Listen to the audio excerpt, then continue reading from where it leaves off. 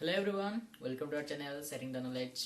आज इस वीडियो में हम डिस्कस करने वाले हैं रेट ऑफ फोटोसिंथेसिस के बारे में। जी हाँ, हम बचपन से पढ़ते आ रहे हैं फोटोसिंथेसिस के बारे में, और जैसे जैसे हम बड़े होते गए और फोटोसिंथेसिस के बारे में ज्यादा ज्यादा इंफॉर्मेशन हमें मिलते गया।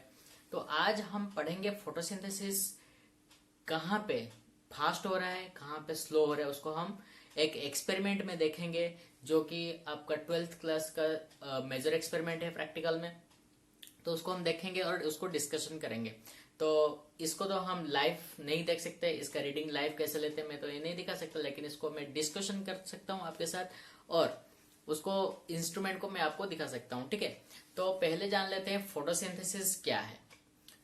जैसे हम पढ़ते आ रहे हैं, फोटोसिंथेसिस क्या एक प्रोसेस है जिसमें प्लांट क्या करता है, अपना खाना खुद बनाता है। जैसे हम किचन में बनाते हैं खाना, तुम नहीं बनाते हो, मम्मी बनाते हैं। ठीक है, तो जैसे हम बनाते हैं खाना, तो उसके लिए भी कुछ चाहिए, मटेरियल चाहिए। जैसे राइस बनाना है तो चावल चाहिए, तो वाटर चाहिए, और गैस चाहिए, जलाने के लिए मैचेस चाहिए, और जो भी है, जो भी मटेरियल चाहिए। तो वैसे ही प्लांट का अपना ही एक प्रोसेस होता है जिसमें वो अपना खाना बनाता है। So it is a process in which plant prepares their food in the form of carbohydrates. Okay, so using क्या क्या यूज करता है वो, तो वाटर हो गया। कहाँ से मिलता है वाटर? मिनरल न्यूट्रिएंट कहाँ से मिलता है उसको? सॉइल से मिलता है। तो सॉइल से उसने खींच लिया अपने रूट से क्या? Water, minerals and nutrients. Okay, and atmosphere से उसने उसको क्या मिला? एटमोस्फेयर से उसको कार्बन डाइऑक्साइड मिला, एंड सनलाइट में उसको एनर्जी मिला। तो ये सबको वो मिला के सिंथेसाइज करके क्या बनाता है? अपना खाना बनाता है, जो कि कार्बोहाइड्रेट के फॉर्म में आता है। और उससे क्या होता है, जब फोटोसिंथेसिस होता है तब ऑक्सीजन निकलता है, इवॉल्व होता है, जो हमारे लिए चाहिए जिंदा रहने के लिए। ठीक है, सो photosynthesis is a process in which plant prepares their food in the form of carbohydrates using water, mineral nutrients and carbon dioxide from atmosphere, and using sunlight in the presence of sunlight using chlorophyll. ठीक है, सो ये होता है photosynthesis process. तो इस process कब slow होता है, कब फास्ट होता है, इसको हम डेमोन्स्ट्रेट कर सकते हैं और मेजर कर सकते हैं, देख सकते हैं। किसको यूज करके? एक इंस्ट्रूमेंट है जिसको हम बोलते हैं विल्मर्स बबलर। ठीक है, तो आज के एक्सपेरिमेंट का नाम क्या है बता देता हूं। हमारा एम ऑफ द एक्सपेरिमेंट क्या है? Aim of the experiment is to study करना है the effect of different wavelength of light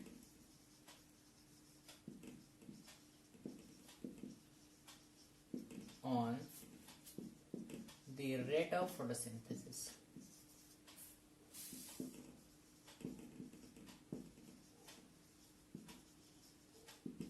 ठीक है, तो आज इस वीडियो में हम देखेंगे और डिस्कशन करेंगे कि डिफरेंट वेवलेंथ ऑफ लाइट का, अलग अलग कलर का लाइट में फोटोसिंथेसिस का जो स्पीड है वो स्लो हो रहा है या ज्यादा हो रहा है, इसको देखेंगे। तो फोटोसिंथेसिस के ऊपर बहुत सारे फैक्टर है, जो एक्सटर्नल फैक्टर्स हैं, जो कि इफेक्ट डालते हैं, उसको रेट को ज्यादा करते हैं या स्लो करते हैं या फास्ट करते हैं। ठीक है, तो क्या क्या है वो फैक्टर? एक तो हो गया टेम्परेचर ज्यादा हो गया तो फोटोसिंथेसिस ज्यादा होगा, कुछ देर के बाद ट्रांसपिरेशन बहुत ज्यादा होगा तो प्लांट क्या हो जाएगा? मुरझा जाएगा। ठीक है, और टेम्परेचर गया, और सनलाइट हो गया, मतलब नेचुरल लाइट है और एक आर्टिफिशियल लाइट है। अगर हम बहुत पावरफुल लाइट लगा देंगे, 500 वाट का अगर बॉल जला देंगे तो उसका टेम्परेचर ज्यादा होगा। उसका टेम्परेचर के इफेक्ट से क्या हो जाएगा? जब हम एक्सपेरिमेंट करते हैं, एक्सपेरिमेंट की बात कर रहा हूँ, ठीक है, तो जो अगर हम आर्टिफिशियल लाइट लगा के टेम्परेचर ज्यादा कर देंगे तो फोटोसिंथेसिस हो जाएगा। लेकिन अगर नेचुरल लाइट बोले तो सनलाइट में क्या होगा? नॉर्मली जैसे फोटोसिंथेसिस होता है वैसे होगा। तो अलग अलग कंडीशन में अगर हम अलग अलग कलर का लाइट लाते हैं, उसमें फोटोसिंथेसिस का कैसा होता है, नेचुरल लाइट में कैसा होता है और आर्टिफिशियल लाइट में कैसा होता है। तो एक हो गया टेम्परेचर, वेवलेंथ ऑफ लाइट, ये डालते हैं क्या? फोटोसिंथेसिस के ऊपर इफेक्ट। ठीक है, तो इस एक्सपेरिमेंट को करने के लिए हमें क्या क्या चाहिए? हमारा रिक्वायरमेंट क्या है? फर्स्ट हो गया, हमें एक इंस्ट्रूमेंट चाहिए जिसका नाम है विल्मर्स बबलर।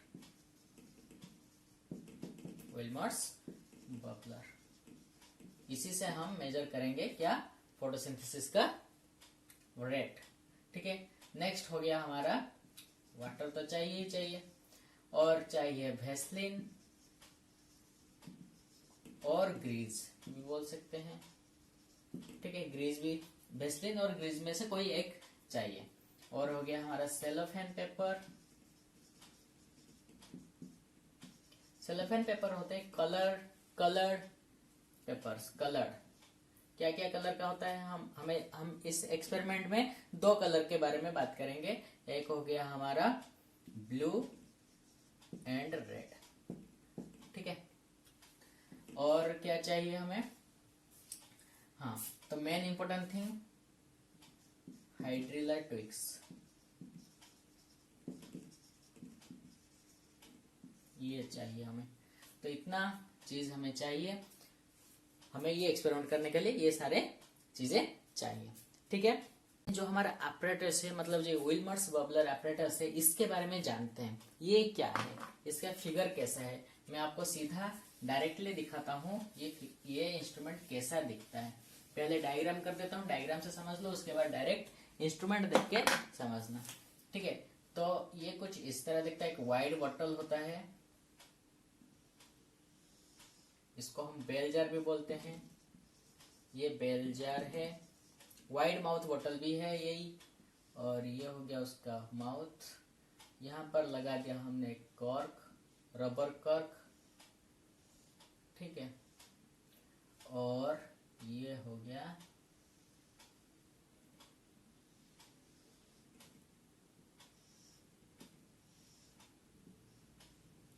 एक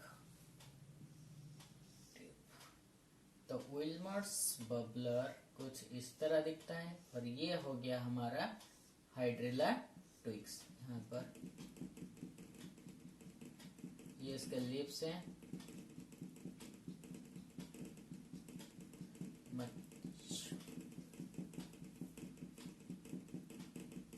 ठीक है, तो कुछ इस तरह दिखता है। ये हो गया हाइड्रिला ट्विक्स।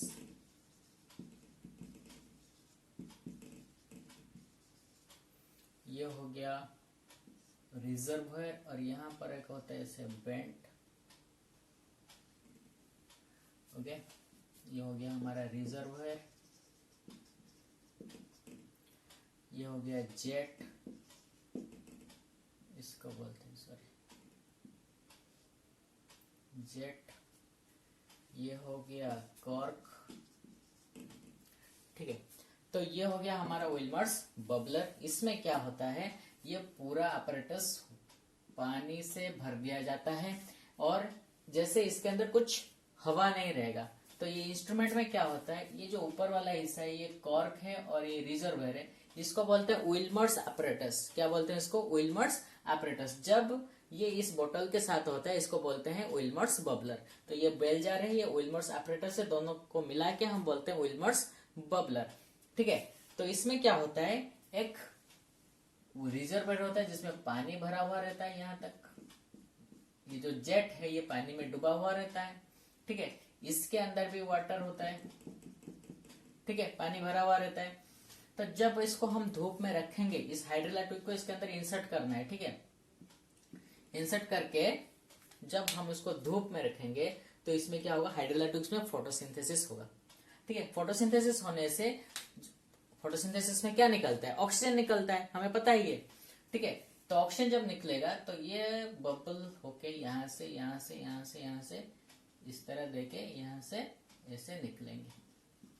ठीक है, ये बबल्स निकलेंगे। जब फोटोसिंथेसिस होगा तो ऑक्सीजन इवॉल्व होगा, तो हमें इस ऑक्सीजन के मदद से ही रेट ऑफ फोटोसिंथेसिस निकालना है।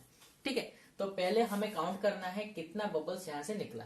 तो ये तो था क्या, हमारा विल्मर्स बबलर। ठीक है, तो ये बहुत ही सिंपल सा इंस्ट्रूमेंट है, दिख रहा है, हमें सिर्फ यहाँ पर बबल को देखना है। ठीक है, तो ये हो गया हमारा इंस्ट्रूमेंट। अब इसको देखते हैं ये कैसा दिखता है एक्चुअल में। ठीक है, हेलो एवरीवन, ये जो इंस्ट्रूमेंट आपको दिख रहा है सामने, ये है विल्मर्स बबलर। ठीक है, इस इंस्ट्रूमेंट का 2 हिस्सा है। एक है ये वाला, इसको बोलते हैं विल्मर्स अपरेटस, विल्मर्स apparatus के बारे में थोड़ा जानते हैं। ये जो आपको रेड कलर का पार्ट दिख रहा है ये है कॉर्क, रबर कॉर्क, और ये जो वाइड ग्लास ट्यूब है इसको बोलते हैं रिजर्वायर। ये एक रिजर्वायर की तरह काम करता है, इसलिए इसको बोलते हैं वाटर रिजर्वायर।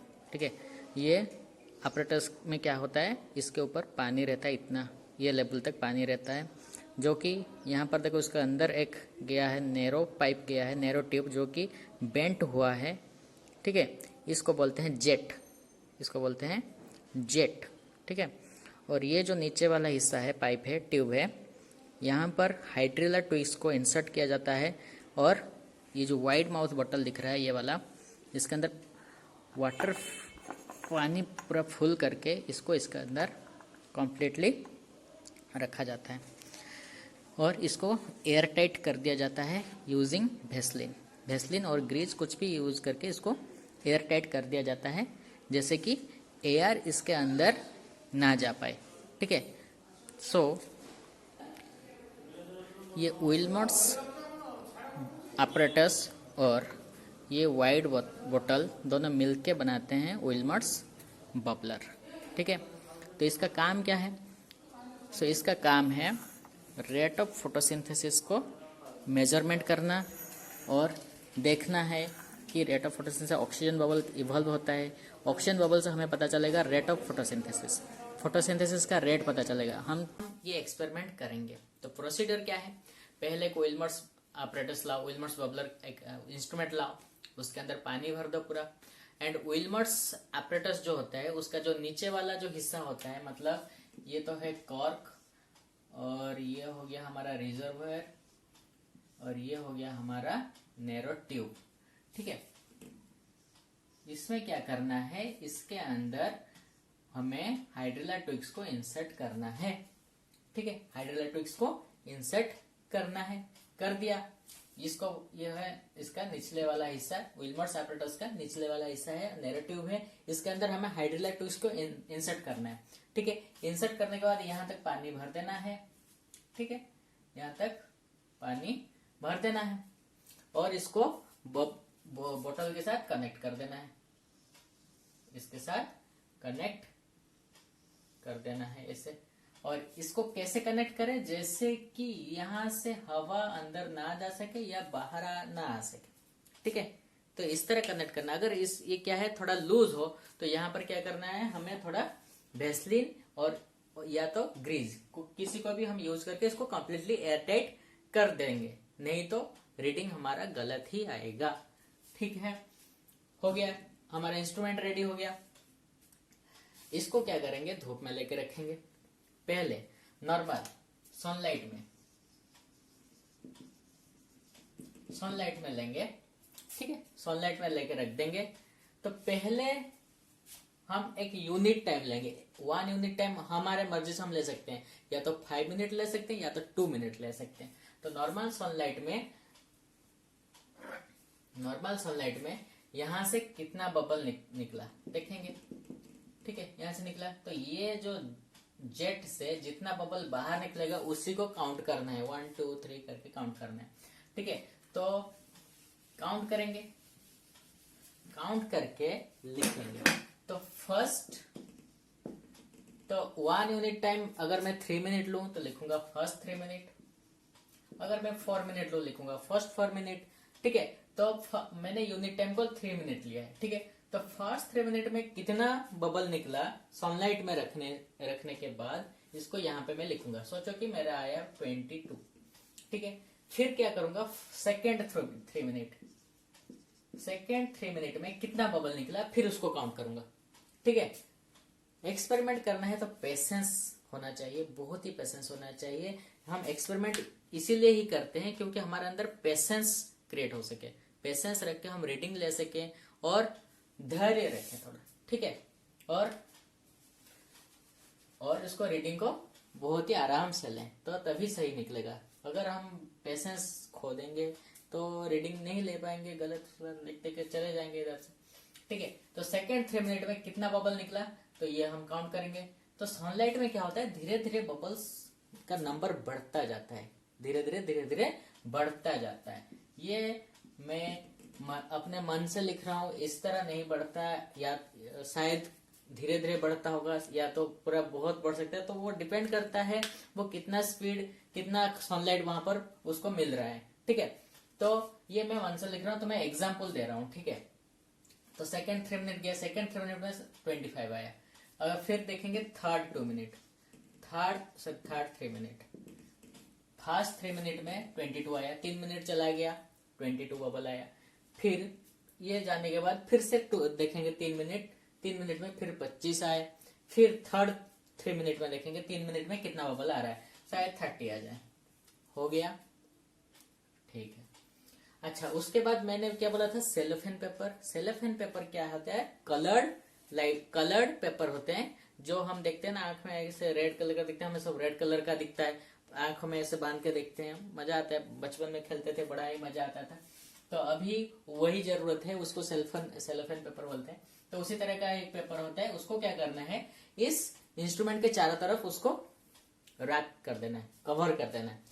तो ये हम तो रेड लाइट और लेके नहीं आ सकते, इधर से कहीं से रेड लाइट डाल के हम फोटोसिंथेसिस कर देंगे, या तो येलो लाइट डाल देंगे या ब्लू लाइट डाल देंगे, ऐसा तो हो नहीं सकता। इसलिए हम क्या करेंगे, नॉर्मल लाइट को ही हम क्या कर देंगे, रेड लाइट बना देंगे, ब्लू लाइट बना देंगे, हमारा मर्जी से कर देंगे।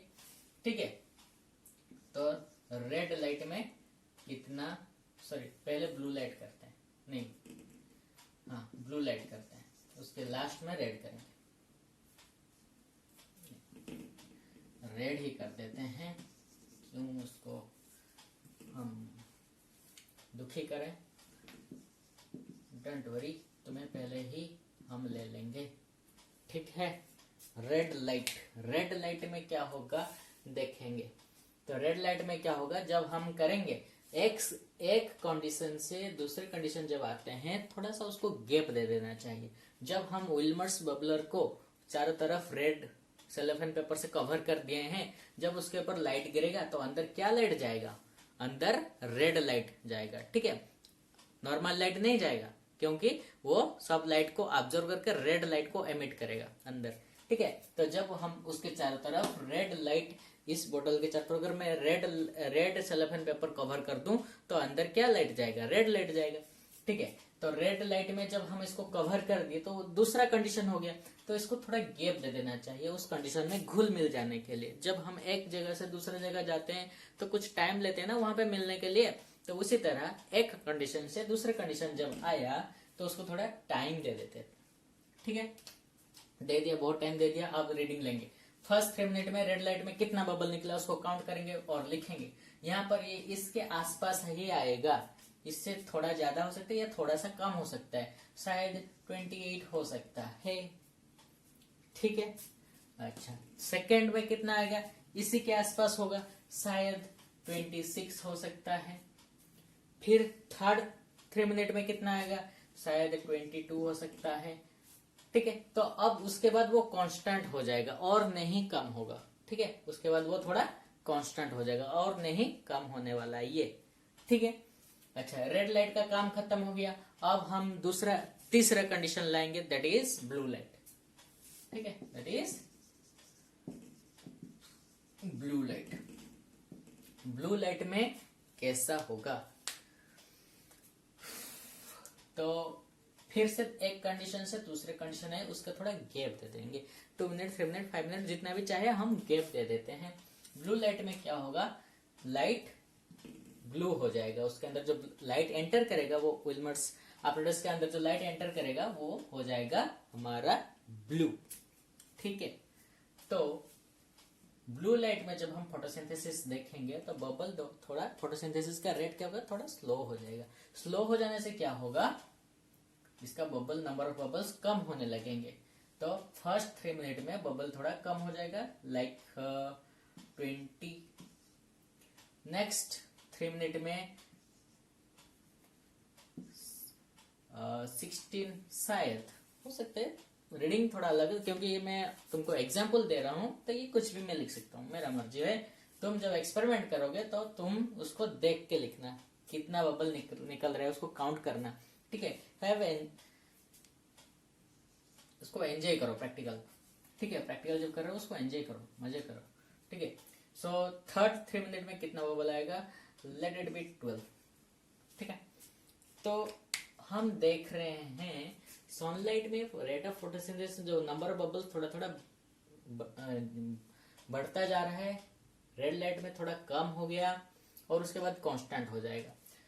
ब्लू लाइट में क्या होगा, फोटोसिंथेसिस कम होता जाएगा पूरा। ठीक, इससे हमें पता चलता है। अच्छा, इसको कैसे कैलकुलेट करना ये भी नहीं ये बता देता हूं। इसके बाद हमें मीन निकालना है। मीन क्या करना है, ये सबको प्लस कर देना है, प्लस करके 3 में डिवाइड कर देना है। क्या करना है, प्लस करके 3 में डिवाइड कर देना है। तो ये कितना हो गया, 30 20 50 52 77 77/3 कितना हो गया हमारा, हो गया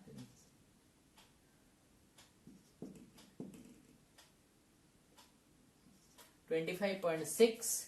ये हो गया कितना, 76/3 कितना हो गया, 25.3। और ये हो गया हमारा कितना, 48/3 हो गया 16। ठीक है, तो ये मीन थोड़ा गलत निकला है फर्स्ट टू का, क्योंकि रेड का थोड़ा कम होगा। ठीक है, तो मीन ये निकला। उसके बाद हम रेट ऑफ फोटोसिंथेसिस निकालना है। रेट ऑफ फोटोसिंथेसिस कैसे निकलेगा, जितना मीन निकला, जितना हमारा मीन निकला, ठीक है, उसके साथ हम यूनिट टाइम को डिवाइड करेंगे। Mean divided by unit time taken. ये क्या है, रेट ऑफ फोटोसिंथेसिस। क्या है ये, रेट ऑफ फोटोसिंथेसिस।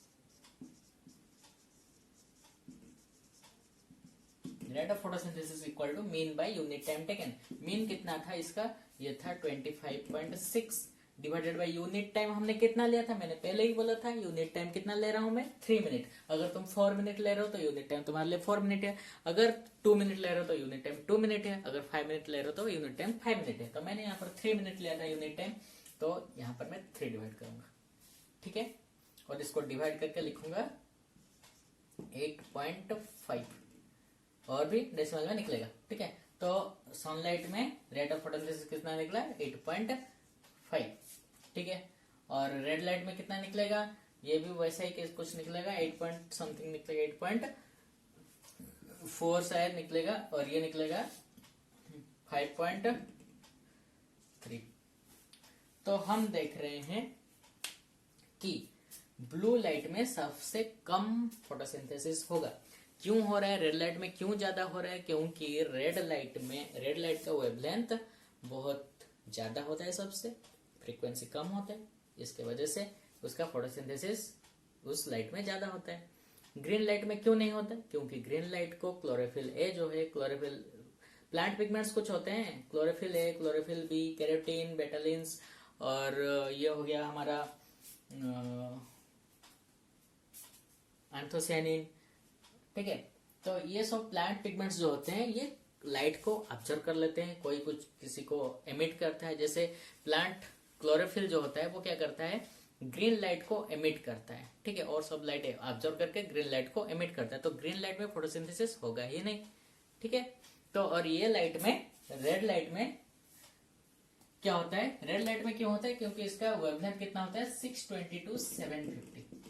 ठीक है, इस वेवलेंथ में होता है। तो फोटोसिंथेसिस होने के लिए ये क्या है, एक अप्रोप्रिएट वेवलेंथ है जिसमें क्या हो सकता है, फोटोसिंथेसिस हो सकता है। ठीक है, इसलिए रेड लाइट में ज्यादा होता है then blue light. Blue light से ज्यादा रेड लाइट में फोटोसिंथेसिस ज्यादा होता है, ब्लू लाइट में बहुत ही कम होता है। अगर लाइट बिल्कुल चला जाएगा फोटोसिंथेसिस बिल्कुल होगा ही नहीं। ठीक है, अच्छा, ये हो गया तुम्हारा क्या, रेट ऑफ फोटोसिंथेसिस मेजर करने के लिए एक्सपेरिमेंट। ठीक है, तो एग्जाम में किस तरह लिखना है तुमको तो बता दिए हैं पहले ही क्लास में। ठीक है, तो तुम्हें एग्जाम में कैसे लिखना है ये हम नेक्स्ट वीडियो में बताएंगे। तुम्हारे एग्जाम से पहले ही एक बिफोर 1 वीक बता देंगे तो कैसे लिखना है, तो मार्क कैसे मिलेगा। ठीक है, तो don't worry about that, so hope you will enjoy this video. और प्रैक्टिकल में तो बहुत ही एंजॉय कर रहे होगे। And thank you for watching this video. Have a nice day.